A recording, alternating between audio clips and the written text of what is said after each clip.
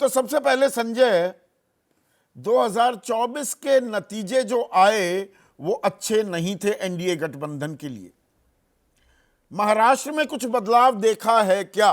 और खास यहां पर हरियाणा का हमें जिक्र करना पड़ेगा। हरियाणा में लग रहा था कि वही जीत का सिलसिला जो थोड़ा सा मजबूती इंडिया गठबंधन ने पकड़ी थी वो जीत की तरफ जाएगी, हरियाणा चुनाव में भी कांग्रेस जीत जाएगी, पर ऐसा नहीं हुआ था। मैं सवाल इसलिए पूछ रहा हूं।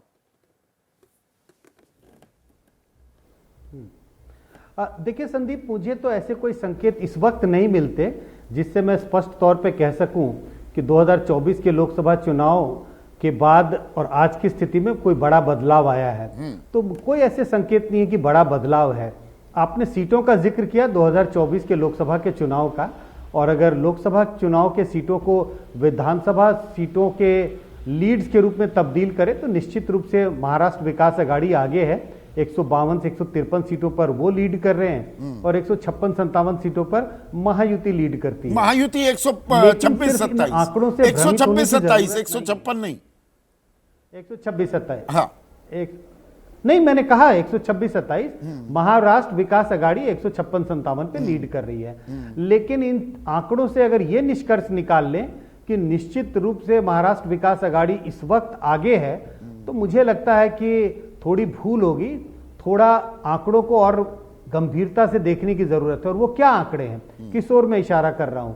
अगर आप वोट प्रतिशत देखें महाराष्ट्र के लोकसभा के चुनाव में, दोनों गठबंधनों का वोट लगभग बराबर है।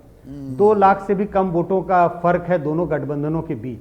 तो आप देखें, जो हम कहते हैं first pass the post system, आप हरियाणा का जिक्र कर रहे हैं और हाल ही में हिमाचल के भी चुनाव हुए थे।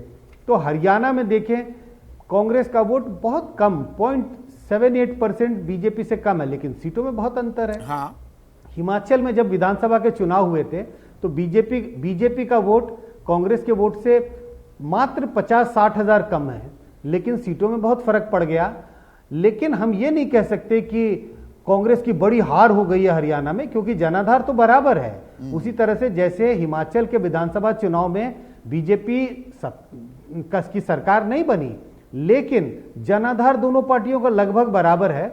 और ये इस जनाधार से सीटों की हेरफेर होने की गुंजाइश बनी रहेगी। जनाधार वोट शेयर पर निर्भर करता है। आपने जो कहा कि बराबरी की टक्कर वहां दिख रही थी, सीटों में अंतर बहुत बड़ा था। 30 और 18 सीट महायुति जीतती दिखाई दी थी, 12 सीटों का अंतर आ गया था। पर अगर हम हरियाणा की भी बात कर लें, जैसे हरियाणा में सीटों का अंतर आया, उसमें जो दलित एक वोट बैंक लामबंदी जो होती दिखी थी कांग्रेस के फेवर में, वो फिर से चिटकता दिखाई दिया। महाराष्ट्र में मराठा, दलित और मुसलमानों का गठबंधन इंडिया को फायदा देता दिखा था 2024 के लोकसभा चुनाव में। उसमें कुछ समीकरण बदले हैं क्या, जैसे छिटकन हमने देखी हरियाणा में? देखिए, समीकरण उसमें जरूर बदलेंगे, और कैसे बदलेंगे, क्योंकि जब लोकसभा के चुनाव हो रहे थे तो बिल्कुल बाइपोलर थे। अब विधानसभा के चुनाव होंगे। हमेशा हमने देखा है कि लोकसभा के चुनाव में जो बड़ी पार्टियों को वोट आता है, और विधानसभा के जब चुनाव होते हैं तो बड़ी पार्टियों का वोट नीचे जाता है। और उसकी वजह बहुत साफ है। विधानसभा के चुनाव में छोटे छोटे और कई प्लेयर्स होते हैं, कई और छोटी छोटी पॉलिटिकल पार्टियां होती हैं जिनका जनाधार हो सकता है बड़ी सीमित 2-4-5 कंस्टिट्यूएंसी तक रहता है, 1-2 समुदायों के बीच रहता है, लेकिन कई बार ये एक अहम भूमिका निभाते हैं। अगर आप पवन कल्याण की बात कर लें आंध्रा के हाल ही के विधानसभा के चुनाव में, अगर आप यूपी की बात कर लें, यूपी में जो तमाम छोटी छोटी पार्टियां हैं, बिहार में जो तमाम छोटी छोटी पार्टियां हैं, तो मुझे नहीं लगता कि कुछ भी बदलाव नहीं हुआ होगा। दलित वोट कंसोलिडेट रहा महाविकास अघाड़ी के पक्ष में लोकसभा के चुनाव में, लेकिन उसमें कुछ ना कुछ बिखराव जरूर आएगा विधानसभा के चुनाव में।